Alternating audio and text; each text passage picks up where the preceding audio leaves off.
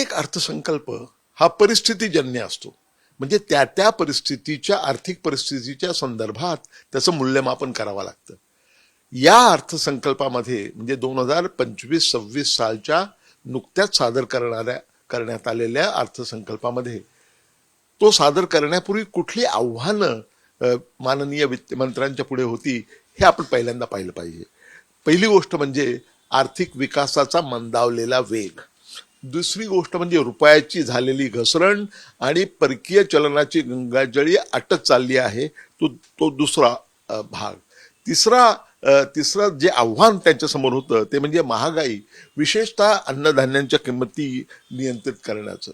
चौथं आव्हान होतं की नव्यानं आलेल्या ट्रम्प सरकारने जी अनिश्चितता आलेली आहे त्या परिस्थितीला कसं सामोरं जायचं हाही मुद्दा होता.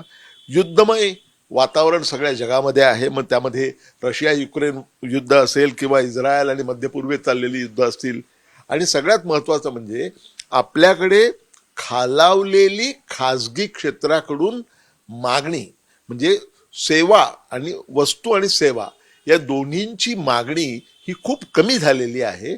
आणि या सगळ्या परिस्थितीमध्ये माननीय वित्तमंत्र्यांना पुढे जायचं होतं. त्यांच्या पुढे मुख्य आव्हान जे होतं ते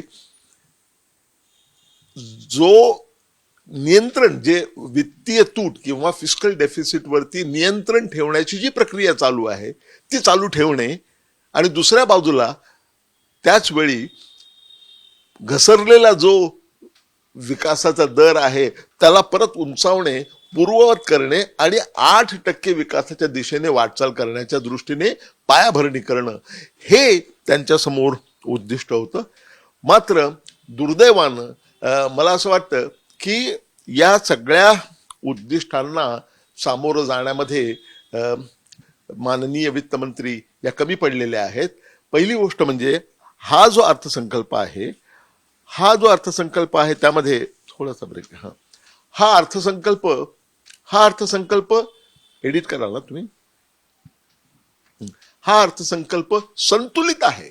म्हणजे काय की एका बाजूला सरकारची व्यापक तूट किंवा फिस्कल डेफिसिट ही कमी करण्यामध्ये त्यांना यश आलेलं आहे. म्हणजे 4.8% टार्गेट या वर्षीसाठी होतं, म्हणजे सरत्या वर्षामध्ये टार्गेट होतं 4.9%, ते 4.8 पर्यंत आणू शकलेले आहेत.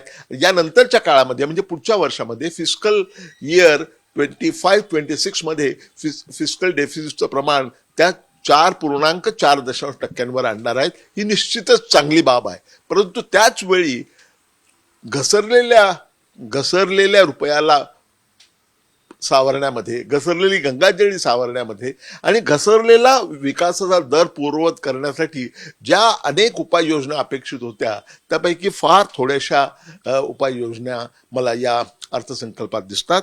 त्यामुळे असं म्हणता येईल की हा अर्थसंकल्प संतुलित आहे, काही प्रमाणात संतुलित आहे. मध्यमवर्गीयांना मोठ्या प्रमाणावर दिलासा देणारा आहे, कारण त्यांना करामध्ये खूप मोठ्या प्रमाणात सवलत मिळालेली आहे. आणि 12 लाख रुपये वार्षिक उत्पन्न असेपर्यंत किंवा 12,75,000 उत्पन्न असलेल्या सर्व व्यक्तींना पूर्णपणे करमुक्ती मिळणार आहे. ही फार दिलासाजनक गोष्ट आहे. हे पूर्वीच होऊ घातलेलं होतं, परंतु शेवटी हे करण्यात आलेलं आहे. त्यामुळे संतुलित आहे, मध्यमवर्गीयांना दिलासा देणारा आहे.